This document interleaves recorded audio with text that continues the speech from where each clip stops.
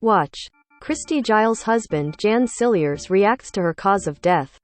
Warning. Spoilers for Season 2 of Bridgerton below. Penelope Featherington and Eloise Bridgerton's friend fallout was hard for viewers to watch, but even harder for the actresses who played them to act. In an exclusive interview with E! News, Nicola Coughlan, who plays the youngest Featherington daughter, revealed that filming Bridgerton's Season 2 fight scene with on- and off-screen best friend Claudia Jessie, aka Miss Bridgerton, was really harrowing. According to Coughlan, who is a self-proclaimed fan of Eloise and Penelope's friendship, she is hoping for a reconciliation between the pair in Season 3. Friendship breakups are just so horrendous, she said of the shocking Season 2 moment. To film that scene was really harrowing and actually made me feel sick to my stomach. Apparently, Coughlan was super nervous ahead of filming this scene, which resulted in her and Jessie really crying while acting out the fight. She recalled, "It was just awful." And while this drama was a surprise for viewers, Coughlan said that she and Jessie suspected something was amiss for the friends early on in production. "We had an inkling that this was going to happen from the first couple of episodes," she explained. Because there was one line, where Penelope says to Eloise, "You cannot lie to me." And I went, "Why is she saying that?" And I sort of questioned it and the writers said, "No, please say it. It's important because of Lateran." And we both went, oh no, this is bad." Penelope, who was revealed to be Lady Whistledown at the end of Season 1, was confronted by her best friend in the Season 2 finale, as Eloise had learned the truth about her pal's secret business. Not only was Eloise hurt that Penelope exposed her friendship with printer's assistant Theo Sharp, but the Bridgerton was also frustrated that her dearest friend lied to her for so long. On what's next for the young Miss Featherington, Coughlan speculated, "I think Penelope is gonna have to learn she can't lie to the people that she loves." Do you burn for more Bridgerton secrets and Easter eggs? Keep reading to learn some tidbits that are sure to be the object of all your desires. 1. Pall Mall got competitive. Season 2 features a scene of the cast playing Pall Mall, a precursor to croquet. For the scene, the cast was encouraged to actually practice the game beforehand. Luke Thompson, who plays Benedict Bridgerton, took things a bit further than expected and broke 2 of the mallets during filming. One cast member has an upper hand, however. Karithra Chandran, who plays Edwina Sharma, grew up playing croquet. "The interesting thing is I played a lot of croquet in my past, like at boarding school and at university," she told E! News. "So I was very familiar with croquet. Pall Mall is very similar. So we got sent all the rules beforehand, got to read them up, but there were always people to describe what was happening. But most of it was choreographed and then sometimes they'd record us just messing about, which I think some of those scenes made and/or shots made in. Which is lovely. 2. No more sideburns. In the first season, Anthony Bridgerton's Jonathan Bailey glorious sideburns caused quite the stir. However, in Season 2, eagle-eyed fans were quick to notice they went missing. But why? It turns out showrunner Chris Van Dusen did it intentionally to show Anthony's transition from party boy to leading man. It's impossible for Anthony to look anything but ravishing, but is it bad that we kind of miss the sideburns? Well, always have Season 1. 3. The tea is real? On Bridgerton, tea is basically a character in and of itself. We figured the cast was drinking water the whole time, but alas, they're actually guzzling the real thing. According to Netflix, they usually use PG twips or twinings. Well, pretend like we know what that means. 4. The food is kinda real. As for the food, that's not always real. The show's head food economist, a job we didn't know was real, Lisa Heathcote, needed food that wouldn't spoil during many of the show's ball scenes, so most of that stuff is inedible. However, in the actual dinner scenes, the food is real. Since the actors need to eat the food over multiple takes, it's often made out of raw vegetables. Sounds like dinner at grandma's house. 5. And you get a horse. Every single actor on Bridgerton has their own horse. Jonathan Bailey rides a black Spanish Frisian horse named Jack, while Simone Ashley rides a Spanish bay horse named Nirvana. Since most of the horses became attached to their assigned actor during season 1, many of them returned for season 2. We just hope Regé-Jean Page's horse is doing okay. 6. Beyonce inspired Queen Charlotte's look. Produced by Shonda Rhimes, the multi-talented mastermind behind shows like Scandal and How to Get Away with Murder, Bridgerton has been celebrated for its diverse casting. For instance, on the show, Guyanese-British actress Golda Rochouval plays Queen Charlotte of England, who was a real person. Some historians believe the wife of King George III was a descendant of a Portuguese royal family with African ancestry, according to PBS. When I researched Queen Charlotte and found out that she was of African descent, it gave me so much more scope to create her beautiful looks. The show's makeup and hair designer Mark Pilcher told Vogue, "I used the silhouettes of the period, but in a celebration of her ethnicity, I used locks, braids and afro-textured styles." Her giant afro was in the shape of a Gainsborough wig, but influenced by Beyonce as Foxy Cleopatra in Austin Powers and Goldmember. Pilcher echoed his comments to Essence, saying, "I saw Beyonce Knowles in Austin Powers Goldmember and that's when I thought, that's what I want. I wanted the biggest afro someone had ever seen." That wig in particular was actually 4 or 5 wigs all placed together. So we had the wigs for the ringlets and then we bought afros and then straightened them out and reset them on curl sticks and brushed them through so that we would get the best volume of afro, then sewed them on top of each other just to get that beautiful shape. 7. Lady Danbury created her signature look. If you look at Regency men of that period, they would always have a cane and a hat. Adjoa Andoh, who plays Lady Danbury, told New African magazine, "For me, the fact that she's a widow meant that I wanted her to embody some of the masculine within her feminine, in a way to reflect the particular position of wealth and power that she had within a society that didn't allow a woman a huge amount of freedom. So, I requested a hat. I love a hat." 8. Old Hollywood influenced Lady Featherington's colorful style. At the first fitting of Lady Featherington, Polly Walker, I noticed that her outfits were heavily influenced by the 1950s, Pilcher told Vogue, so rather than giving her straightforward Regency hair and makeup, I looked at pictures of Elizabeth Taylor and Deborah Kerr and amalgamated a 1950s look with a Regency.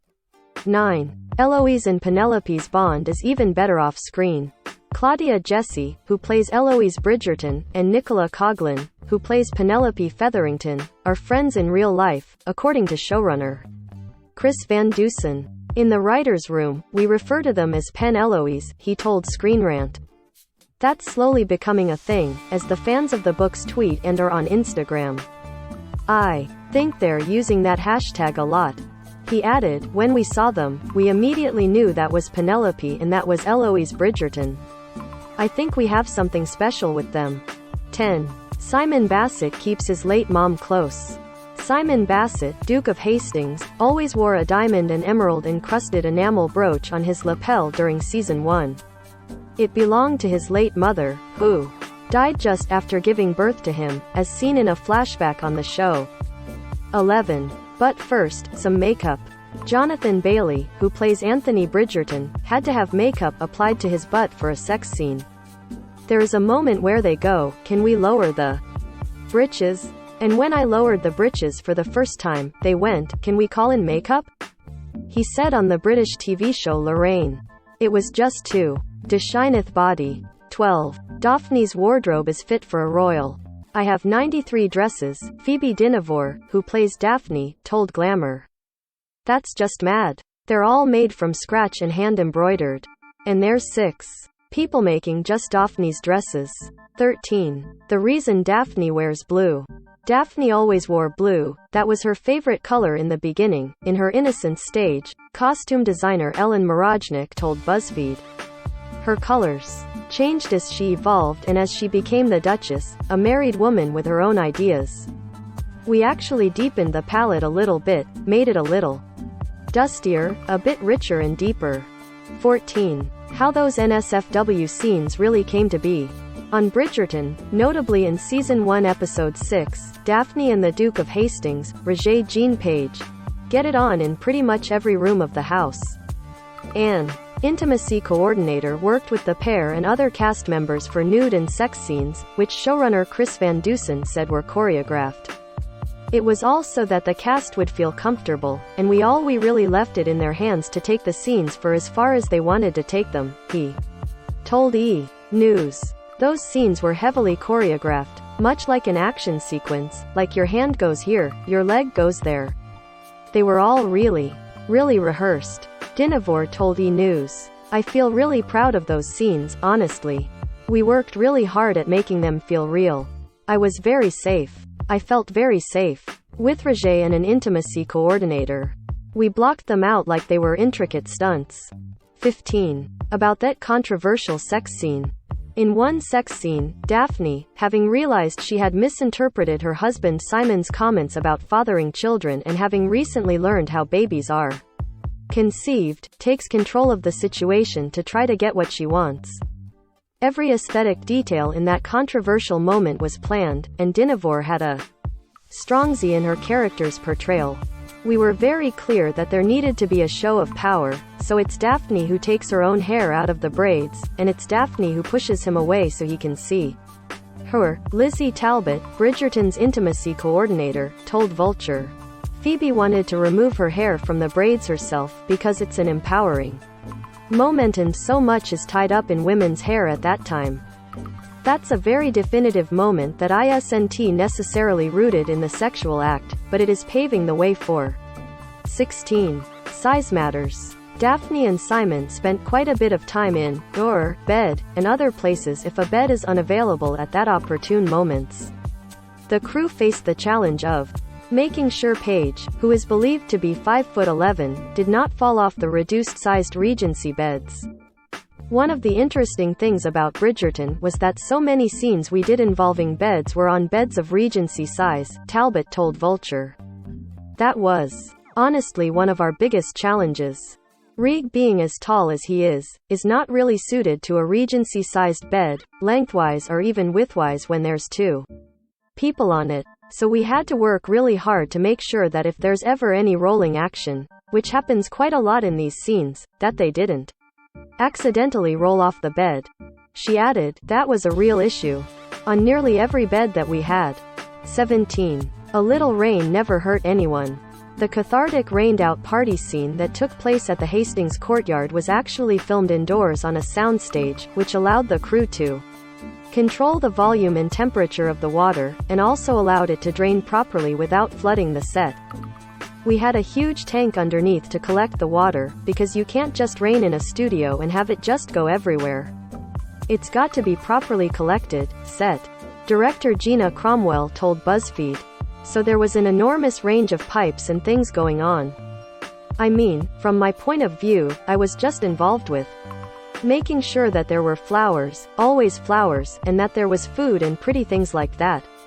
But I know that from the point of view of the audience, they were, hopefully, fooled into thinking that it was actually an outside set.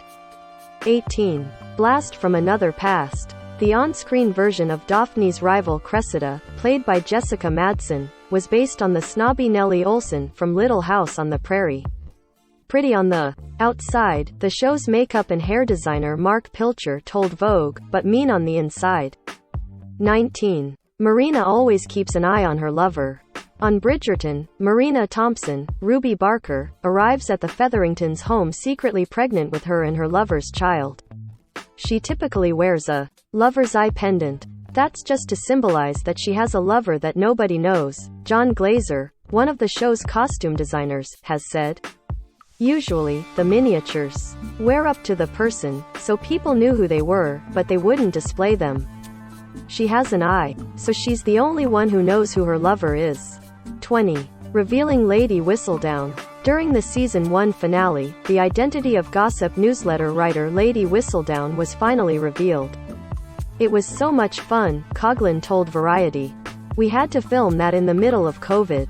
I had to be super secret. I had to be flown over from Ireland and tested and do the fitting. It was hyper secret. I couldn't let anyone know I was there or what was going on. But it was so much fun to film that. 21. Little gestures. In an interview with E! News: Golda Rosheuvel made a small gesture in Season 2 that was meant to call back to Bridgerton's first season. Specifically, when selecting Edwina Sharma, Karithra Chandran, to be the diamond of the season, the Queen lifts the debutante's chin the exact same way she did for Daphne. Bridgerton, Phoebe Dinavore. Just that physical moment of lifting her chin, she shared. I did exactly the same thing with Daphne. For the actress, this small gesture helped her see how it all connected. Bridgerton Season 2 is available to stream on Netflix.